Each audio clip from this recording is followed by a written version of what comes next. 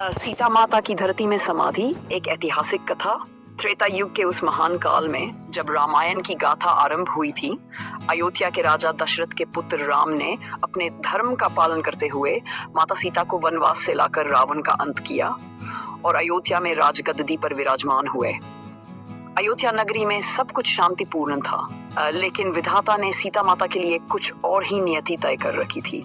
राम और सीता के विवाह के पश्चात उनके जीवन में जो संघर्ष आया था वह केवल वनवास और लंका विजय तक ही सीमित नहीं था। इसके बाद भी उनके जीवन में एक ऐसा दूत मोड़ आया जिसने सीता माता को धरती में समाधि लेने पर विवश कर दिया। अयोध्या में आगमन और सामाजिक स्थिति। लंका विजय के बाद राम सीता का अयोध्या में आगमन हुआ। अयोध्या में राजा राम और रानी सीता का स्वागत बड़े धूमधाम से किया गया। पूरी अयोध्या नगरी में उत्सव का माहौल था। प्रजा अपने प्रिय राजा रानी को देखकर प्रसन्न थी। राम राज्य स्थापित हो चुका, जहां हर व्यक्ति सुखी और संतुष्ट था। लेकिन जैसे ही समय बीतता गया, कुछ संदेहपूर्ण विचार प्रजा के मन में आने लगे। एक दिन अयोध्या के राजमहल में एक सेवक ने राम को बताया कि नगर में एक वॉशरमैन धोबी ने पत्नी को यह कहते हुए त्याग रहा है कि मैं राम की तरह अपनी पत्नी को स्वीकार नहीं कर सकता, जिसने रावण की नगरी में 1 वर्ष बिताया। ये बात सुनकर राम के मन में गहरी चोट लगी। राम को यह जात हो गया कि उनकी प्रजा के मन में सीता के चरित्र को लेकर संदेह है। ये बात उन्हें अत्यंत दुखी कर गई, क्योंकि राम के लिए प्रजा का विश्वास अत्यंत महत्वपूर्ण था।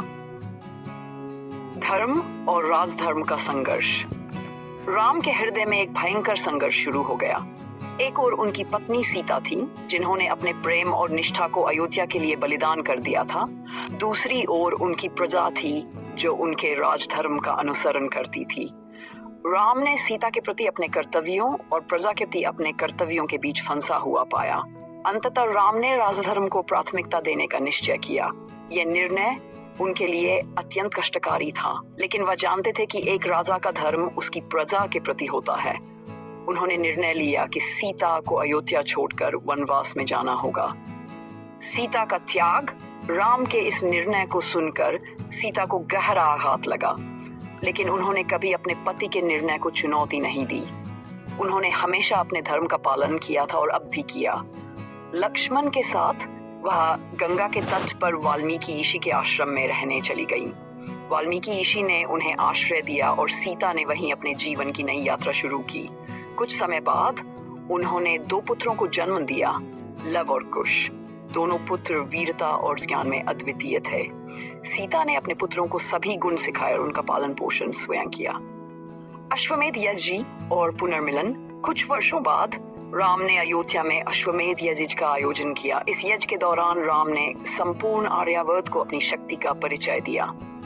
यज्ञ का घोड़ा जब वाल्मीकि के आश्रम में पहुंचा, तब लव और कुश ने उसे रोक लिया और उसे पकड़ लिया। घोड़े को रोकने की खबर राम तक पहुंची और उन्होंने अपनी सेना को भेजा, लेकिन लव और कुश ने राम की पूरी सेना को पराजित कर दिया। अंततः राम स्वयं वहां पहुंचे और उन दोनों बालकों से युद्ध करने का निश्चय किया। लेकिन युद्ध के दौरान वाल्मीकि ऋषि ने आकर सत्य प्रकट किया। उन्होंने बताया कि ये दोनों बालक कोई और नहीं बल्कि स्वयं राम के पुत्र लव और कुश हैं। राम ये सुनकर हर्षित हो गए, लेकिन उनके मन में सीता को लेकर एक प्रश्न बना रहा, क्या प्रजा उन्हें अब स्वीकार करेगी?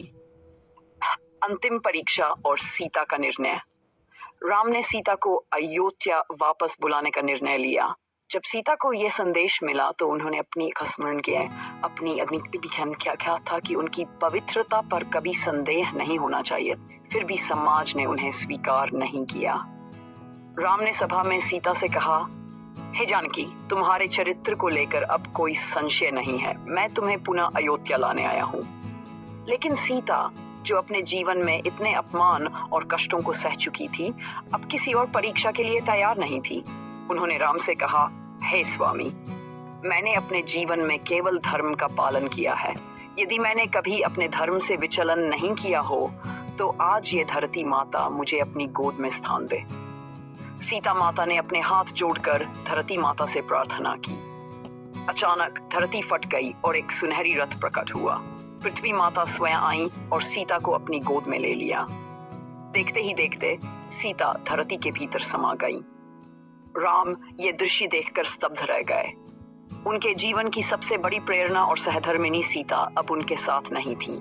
राम ने जीवन भर अपने कर्तव्यों का पालन किया, लेकिन इस घटना ने उनके हृदय को तोड़ दिया।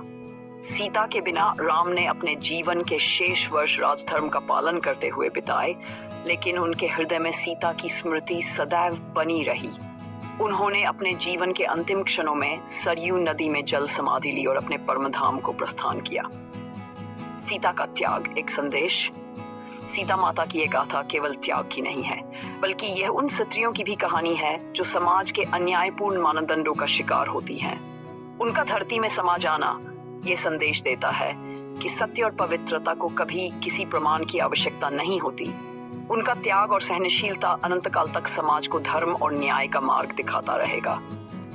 सीता का जीवन हमें यह सिखाता है कि प्रेम, निष्ठा और धर्म का पालन करने वाले व्यक्ति का सम्मान समाज में होना चाहिए, और यदि ऐसा नहीं होता तो समाज को अपने मूल्यों पर पुनर्विचार करना चाहिए। सीता माता के त्याग की यह कथा युगों युगों तक स्मरणीय रहेगी।